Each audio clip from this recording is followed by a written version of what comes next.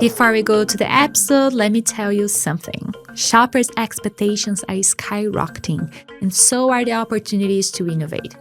That's why we will go to Shop Talk Europe, where retail's biggest players will be together to share the tools and ideas to stay ahead. Join us in Barcelona from June 2nd to 4th.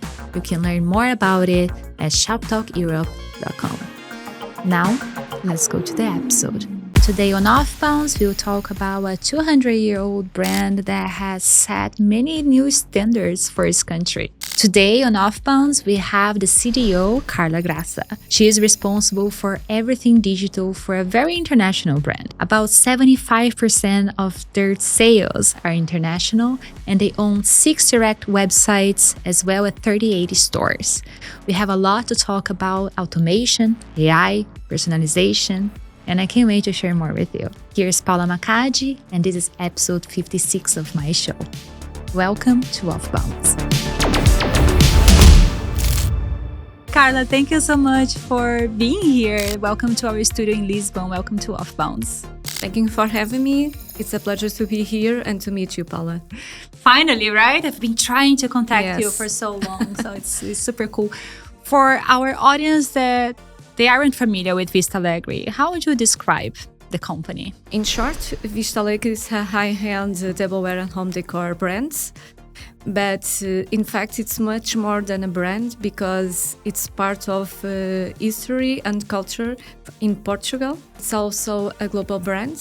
Just to give you an idea, about 75% of our sales come from the international markets. Okay? Oh, wow. So it's a brand that it was founded in 1824, okay, 200 years ago. Last year was its 200th anniversary. Happy birthday. Okay, thank you.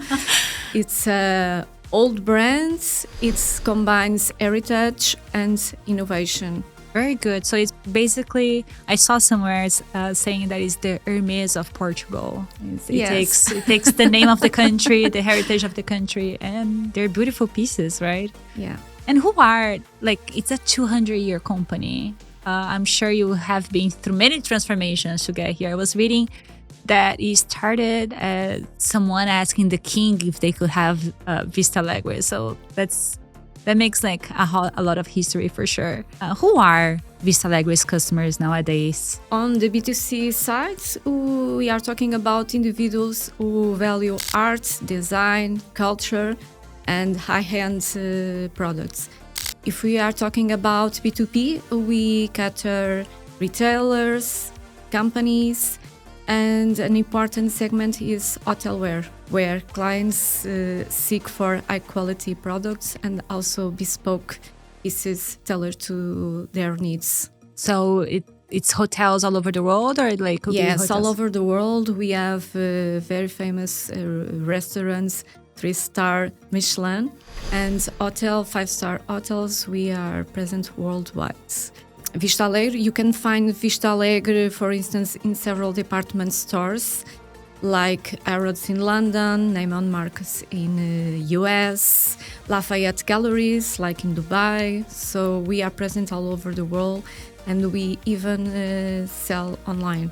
Amazing. And you joined the company a few years ago, and you were in Internationalization, right? I joined Vista Alegre in 2012. And in fact, I had two main challenges. The first one was to create the digital brand's presence through e-commerce and digital marketing. And the second one was to help drive internationalization, combining traditional marketing and also digital transformation. That's a huge job, and especially for a 200-year-old brand, I guess. There was a few challenges to get the brand digital. Yes. First of all, we need to adapt to the different markets. So that's why we created different e-commerce by region, and that take into account the different preference that the clients have worldwide, and also the culture difference. So we have 6 e-commerce for Vista Alegre, one for instance for Portugal, another one for Spain, the rest of Europe, Brazil, US. And these are all directly operated? Yes. Okay. And we, in order to adapt to the different markets, we have also collaborated with international designers from several parts of the world, and also collaborated with prestigious brands like Christian Lacroix and Oscar La Renta, with the main purpose to create new collections that reflects the DNA of the brand, but also the preference of the international clients. That's a very good strategy, because then they get acquainted through their designers they already know, right? Yes. And the brand has been awarded year after year by the main international entities from design and innovation, like Wallpaper, Red Dots, Good Design. Another challenge was to assure that consistency across markets and channels. So we need to speak with all the several international sales teams in order to align strategies. And another challenge, and because we are a Portuguese brand and also with not unlimited budget, another challenge was the budget management. So we need to define the markets that were priority, monitor performance, and adjust in a continuous way. Sounds like a lot of work. What were the preferred markets? So you said Brazil, US, Middle East? Spain, Brazil, France, Italy, Germany, US. These are the priority markets, but we are present in much more countries. We are present in over 100 countries.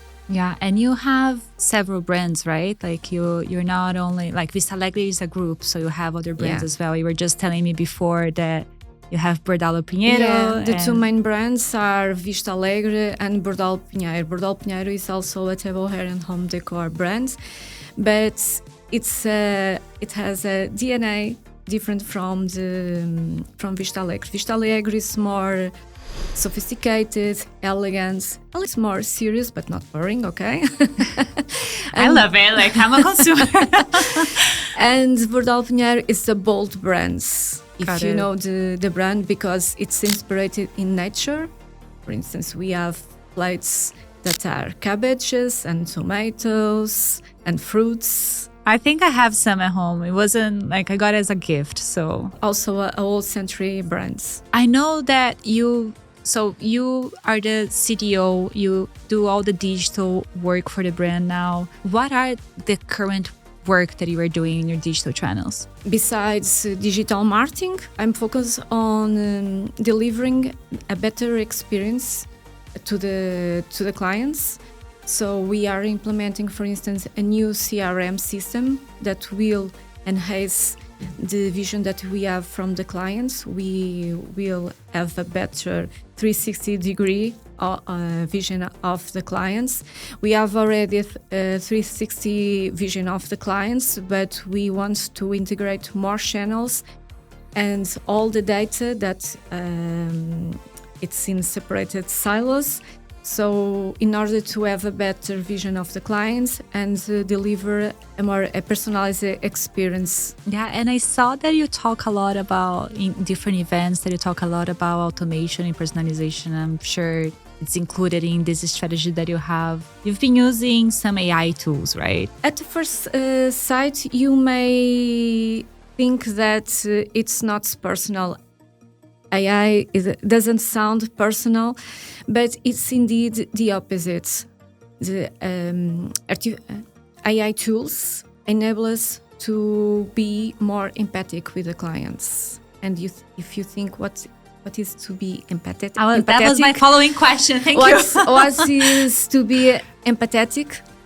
Let me know, Paula. What do you think? I think it's empathic. Yeah, like you have empathy for the customer. If you think what is to be empathetic, in general, so it's to listen, to make questions, to be interested for the other person, to make the right questions, and to listen indeed, and then to act according with what the other person told us. If a person says that it's a vegetarian, you are not going to invite it to a rodízio. Yeah, of course. Yeah, I'm vegetarian. I don't want to go to a steakhouse for sure. There'll be a bad calling. So I think the brands we all need to be more empathetic, okay? And also the brands and artificial intelligent tools and data allows brands to be more empathetic because allows to automate, for instance, a survey, then to summarize the information, and then allow us to deliver a more personalized experience. So all this data that you have, do you collect through loyalty programs or is just through? We collected from surveys, for instance, and from the connections that the clients have with the brands. I'm getting like the complexity of your work, and I'm very surprised and proud. You have 6 e-commerce that you operate directly, plus how many stores? 38 stores. 38 stores. Including flagship stores in Lisbon, Madrid, Barcelona, São Paulo, Maputo, Luanda. Beautiful. How do you do you just said that you're combining all the data in a one single place, but how do you do the store and digital interface? Like, how is this omnichannel experience? It's something that we are still working on, and it never gets there. But in reality, you don't have a truly omnichannel brands if you see the big brands, okay? And we also are doing that way, but we have already omnichannel experience. For instance, if the client buy online, they can pick up the order in shop or return in shop. We also have the wedding registers synchronized. For instance, if the brides can make their wish lists room in store, and it's synchronized to the online, so the inviters may go to the physical store or online, and it's all synchronized. And during, for instance, COVID, we implemented also a video chat. So people, if don't want to go to the store and wants to buy online, but are not certain about which collection or which piece to buy, you can make video chats, and the store assistant can help him, can assist him.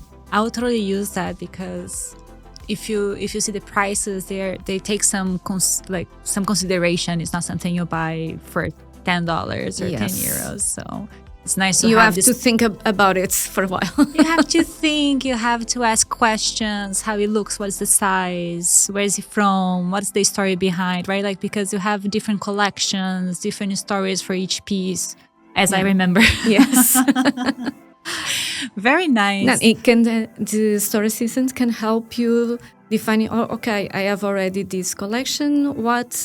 Which collections do you suggest that can match? Because we don't have to have all plates, all the pieces from the same collections. The creativity comes from mixing some collections. Yeah, also. And I think it adds to the experience when you are at home and you have guests, you have a story to tell. This is the collection X, or this is the collection Y. That's why they're together. For instance, you can say, I like green, and my house has this kind of these colors. What would you suggest for me? And so we have online stores. Yes.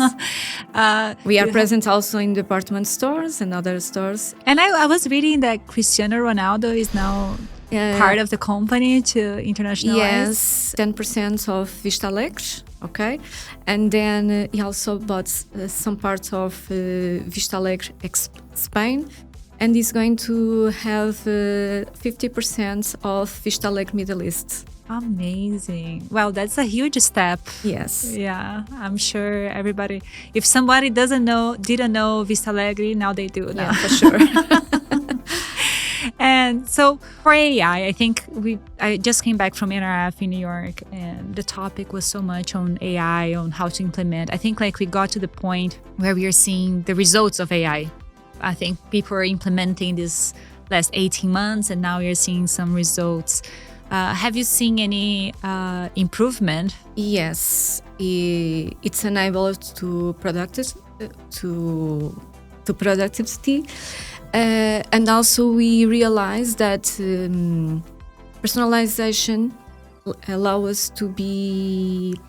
allow brand to grow, because the open rates of communication increased. Also, click-through open rates also increase. So people tend to reply and to convert more when we use AI tools. Yeah, well, if you're talking about, remember that green piece that you bought? I think it goes very well with this. Like, that's very personal, so I'll totally open it. Yeah, yes, we do it in two ways. We have, for instance, a cross-selling journey automated that is communicating according to what the AI tool thinks is best for the clients.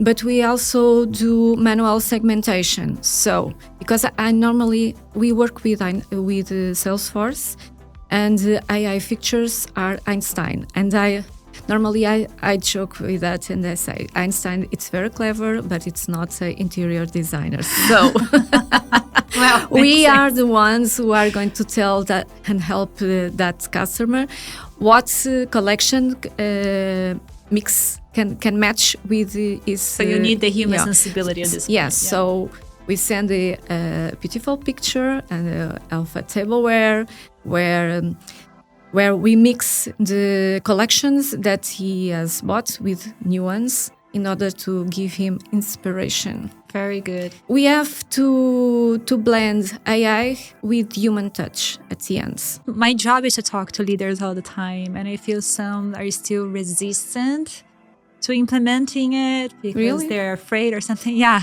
I mean, I don't know if all steps of AI, but some for sure. I think when we're talking about projects, we're talking about such big projects that it's hard to give the first step. What would be your advice to someone that is considering it but haven't done the first step yet? For sure, it's not a hype.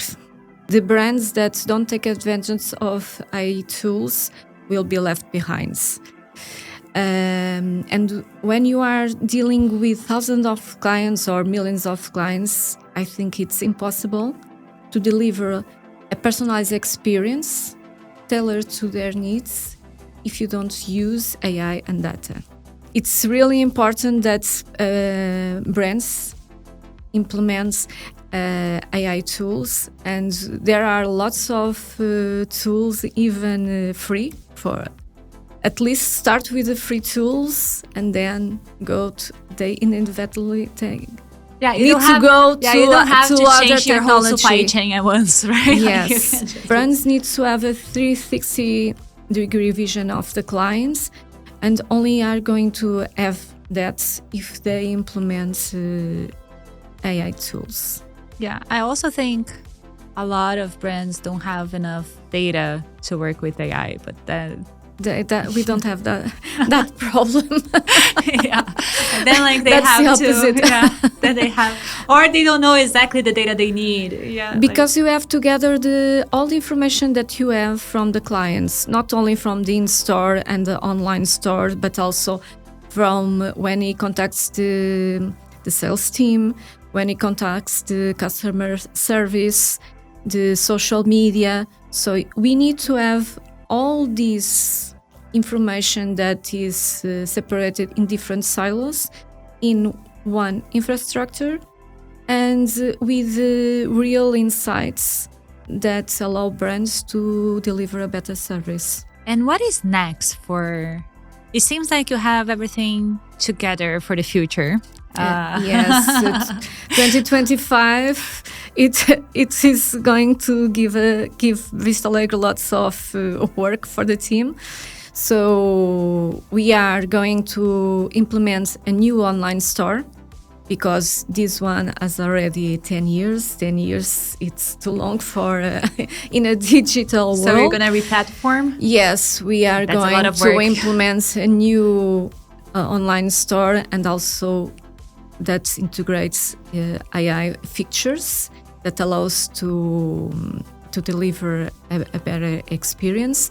And we are going also to implement a new CRM system in order to gather all this information that I was explaining, because right now we have already 360-degree vision of the clients, but we need to integrate all interaction points that we have with the clients. And besides that, we need to benefit from all the tools that allow us to be more productive. So we intend to improve productivity, not only in marketing, but also in sales teams and customer service teams. Very good. I'm excited for this year for you. A customer service assistant, when he's dealing with the clients, and before picking up the phone, he already will know what the client is going to ask almost, because he knows that you went to the website. He also all the touch points with the salesperson. So it will be a more productive process, because he will know, it can predict almost what the client is going to ask for. And we'll have also other tools that allow to be more efficient. Customer service, I think, is one of the points that I just had a bad experience shopping online and a bad experience in the customer service. Customer service is not only for when things go wrong. Most of the times it's because they can produce more pieces because they have old collections from a grandmother and needs to reproduce some pieces. So customer service is not only when things get wrong. Okay. Wow, that's a very enlightening answer, because for me, customer service usually works just for hey, where's my order? Just to give you an idea, more than 90% of the customer service process are related to sales, not to customer service. You're not going to change from a human interaction there. It's still going to be humans selling, or... Yes, but they're going to know. Yes, the human touch for us, it's fundamental, because our clients expect more than high-end products. They expect human touch in our interactions. So the secret is to blend automation in order to be more productive and efficient, but without losing the human touch. The human touch for us, it's fundamental. And the clients will continue to speak with humans. Yeah, okay. With humans, humans better prepared. They'll be better equipped to assist the customer. Do you know like what they search for? Do you know what they had before and things like that? Very good. How is your team feeling about this plans for 2025? Very excited, afraid also, I believe, because there's lots of work to do. Well, but it's challenging. Yes, exactly. That was give us the reason to. It's for a good purpose. Exactly. How big's your team? 2,000 in Vista Alegre. 2,000. Yeah. I mean, like in your team. In my team, it depends what you call my team. Okay. My team is six people, but the marketing department is more people. I'm not sure. I'm sure a lot of people. Yeah. Marketing department, I think like they never have enough people. It's always we don't have enough budget. We don't have enough people always in every company. Exactly. It doesn't change. Every company is the same. And what do you look for when you're hiring? Like, you have both projects. You know, you are the CDO of a company. You came from consulting. You had a career growth. So I imagine that you look for specific skills and characteristics in people that work with you. What would be, when you're hiring, what are you looking for? More than technical skills, for me, it's fundamental attitudes. For me, is if the person is a curious person, if likes to learn new things, if it's a team player. I would say that the attitudes, it's the core, okay? Because if you have a good attitude, even if you don't have yet the technical skills, you will get it, okay? So attitude for me, it's the core. And I will say also, you need to be a good person, because if you are not a good person, you are not going also to be a good professional. And we need to work in teamwork. Yeah, and nobody wants to work with someone that doesn't add to the group emotionally too, right? Yeah. As you came from, as I was just describing your career journey, what was your proudest moment in your career? It's a challenging question. I know. Fortunately, I have some, but I would say the opportunity to revamp an old century brand like Vista Alegre, okay, and help in the internationalization process to transmit to create a more modern brands that not only combine heritage but also innovation and modernity. This was one thing that I'm proud of. And the other thing was to implement marketing automation. Was one of the first brands, not the first one, but one of the first ones to implement marketing automation, and one of the first also in its sector, in tableware sector. As I just said, like it's a big opportunity and a big challenge that you took too. Did you have like the leadership buy-in, knowing that like you had to sell internally, that you have to do the things you had to do? It's also a challenging process to convince the leadership team. But at the end of the day, I made it. So yeah, that's a very good skill. Yes. Yeah. We were just talking a few episodes we ago. need to explain what will be outcome, okay? It's not only investments, it's something that will, at the end of the day, will generate value for both parties, for the clients and also for the company. Yeah, so it's not like, hey, I need X amount of money. No, it's not. With these investments, this is where we're going to go. This is how you're going to get. This is how better we're going to be. In fact, Vista Alegre, since its beginnings, the founder was a visionary man. So since the beginnings of Vista Alegre's times, the innovation character was present in the factory, in the brand. So yes, it's a 200-old century brands, but since the beginnings, we collaborated with international designers. We invest in new technology, although there is a lot of craftsmanship components in the production. We incorporate technology in the factory.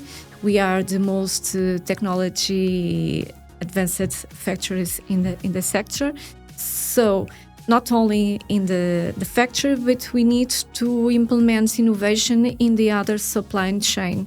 It's challenging sometimes to convince leadership, but at the end of the day, I have already convinced it. She already got I'm proud of it. Well, yes. Yeah, that's another reason to be proud, for sure. And that's my last question.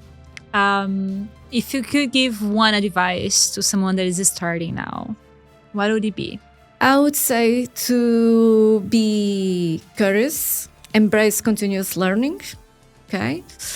I would say don't underestimate relationships. Strong relationships are fundamental for the success. There's no success without teamwork and networking, okay? Strong relationships. And I think the third thing that I will say, that I would like someone would advise me, is to take risks. You never know where opportunities might lead you. For sure. And you took many risks. That's why you're here.